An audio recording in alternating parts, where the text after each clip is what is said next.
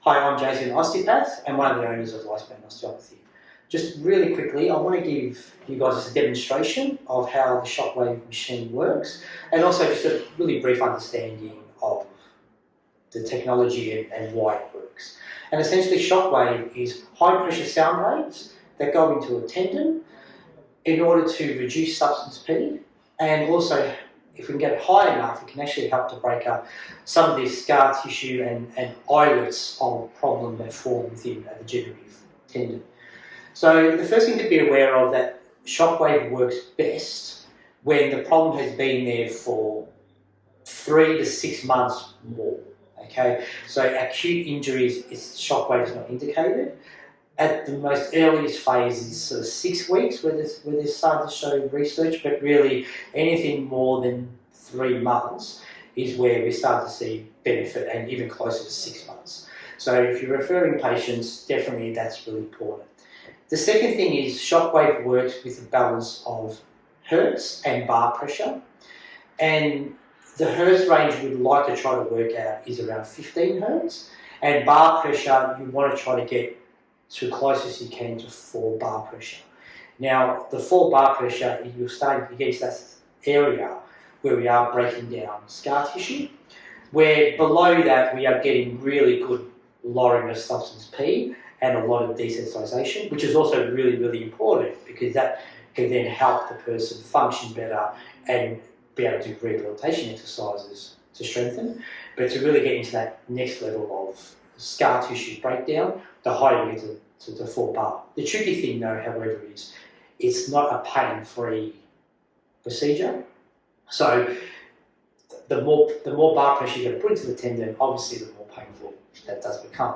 So we always sort of tell people you need to be working at that 6 to 7 out of 10 pain range, which is subjective, and I know that does sound a bit high, but that's kind of the pain range that researchers really indicated to sort of say, okay, it's tolerable enough, and also you're getting enough pressure in through there. So obviously, if you are referring sort of patients, they need to be aware that there is a bit of discomfort in the procedure.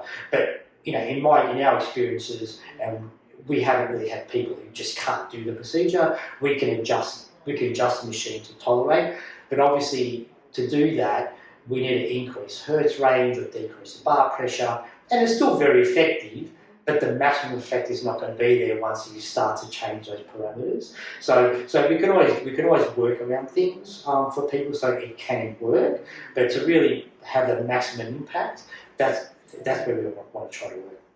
Other than that, it really is a simple point and shoot procedure. So in this case, I know here we have a bit of Achilles tendinopathy that's at the musculotendinous junctions in the paratendon area, and so we can treat this area using Shockwave 2 ways.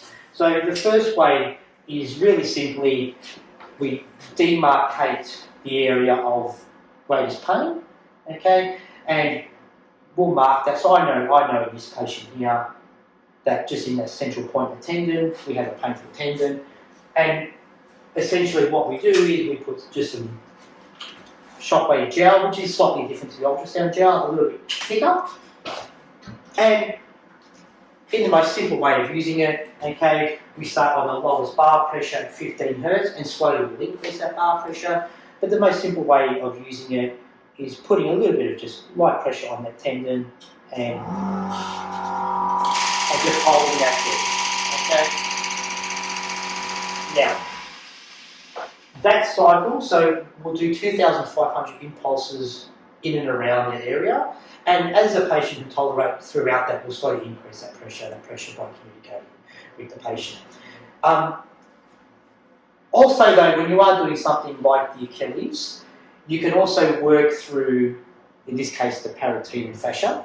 And again, what we do through there is start that process, and then very slowly we can just sort of work along that. So, we could work along tibialis posterior, we can work all along into that Achilles area, even come along into the plantar fascia and connect. But the trick is that you do want the focal pressure into the most sensitive areas.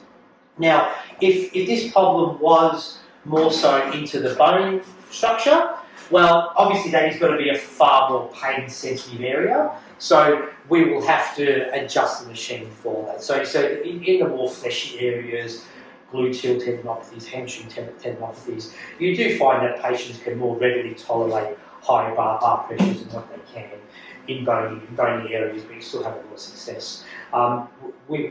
This is also very successful even with teenagers with Osgood-Schlatters and Severs. Also really successful with low back pain, really chronic facet joint problems and sacroiliac joint problems.